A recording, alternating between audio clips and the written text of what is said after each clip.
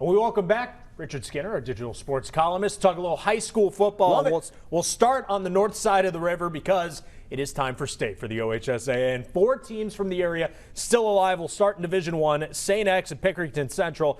Pick Central, the defending D1 champs. They've rolled through just about everybody. St. X has rolled through everybody as well, except for those teams in Indianapolis. Where do you see the Bombers shaping up? Early in the year, they had some injury issues and whatnot. Look, Pick Central's got some dudes. Jay Sherritt's a great coach. He's won state titles. These are 2 coaches that know each other so well.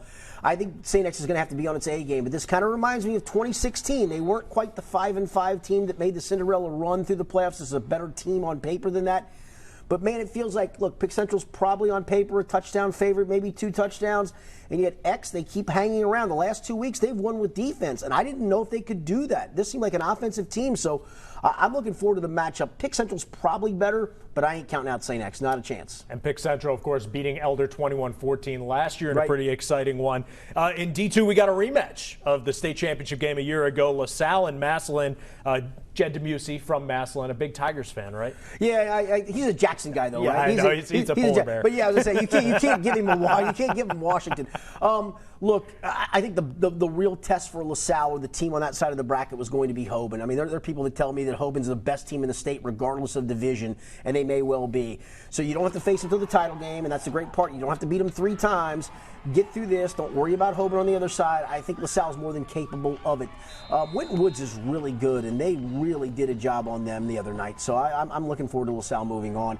I can't tell you they can beat Hoban. I think they can move to the title game. LaSalle really hasn't had too many challenges this season. They've run through basically everybody in the area. A couple games, but they're both D1 games. Other than Elder, they won in overtime, and then the Moeller, they kicked a late field goal. But yes, when they've played at their level, they have done it. They've had a great season. It's a great program. Pat McLaughlin's done a great job.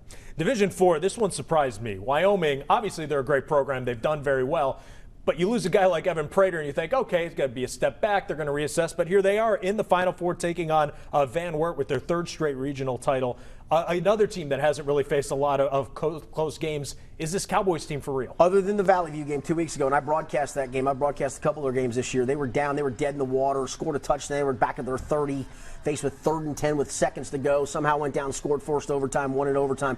But handled the number 1 ranked team in the state in Clinton Massey. Their defense has been great all season long. Brendan Pagan's done a great job filling in for Evan Prater. He's not Evan Prater. He would tell you he's not Evan Prater. He knows he's not Evan Prater.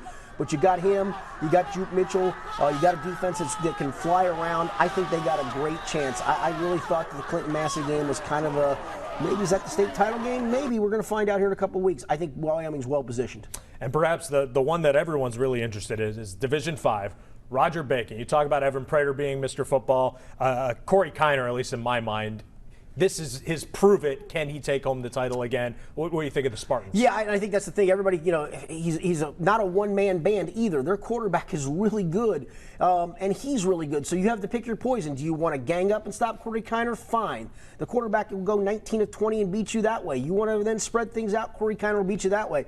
Look, he's an LSU recruit for a reason, and this is no knock. He's playing at the Division 5 level and dominating that level. I think he is a Mr. Football candidate, should be a Mr. Football candidate. They keep rolling along. I'm liking my chances with some Bacon. Now, Kiner, obviously, he's rewritten the record books. You bring up that point of him being at the Division 5 level, and there are some people who are going to say, yeah, of course, LSU, he's that good. But if he played at the D1, he wouldn't be doing this.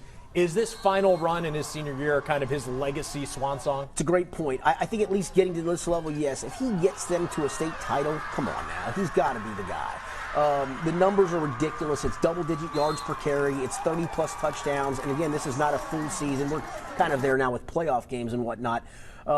He is the real deal. And that's the other part. You have to throw the LSU thing into the equation because that makes him more than legit. Yeah, I think his legacy is getting in the semifinals is a big stretch for them, and you get anything more, it's gravy on top of it, and he's definitely Mr. Football in my opinion. Now on the other side of the river, cause maybe a little concern is Kentucky pushing back the playoffs by a week because of COVID, obviously. What should the level of concern be about getting through the playoffs and going to state? I think it's probably pretty high. You had a bunch of teams that canceled regular season games, and granted it was regular season this past week. You've got, I think, 82 counties. It's 120 county states, so you do the math. There wasn't a lot of them that were not red. 82 of the 120 were red states. I don't know if a week helps that. I hope it does. I mean, as a basketball coach, I coach over in Northern Kentucky at Beechwood High School. We're still practicing, and I'm still holding my breath that we're able to have a season, whatever that form may be. I'm just hoping, but man, you can't push this further down the road because then you are running into basketball. Maybe you can push it through December, push basketball to January through March. March beyond is the outdoor sports. I hope that's the case. I think we'll know more. They have a board meeting on November 18th, but pushing it back a week before, it's not a good sign. Now, before we get to the playoffs, and assuming that they are going to go through the whole playoffs, who are the contenders you think from Northern Kentucky? Yeah, there's no question, and I'll go by class. Newport Central Catholic in Class A, and I know they got hammered by Beechwood in their last game, 45, I think it was nothing. But Beechwood's obviously a contender in Double A.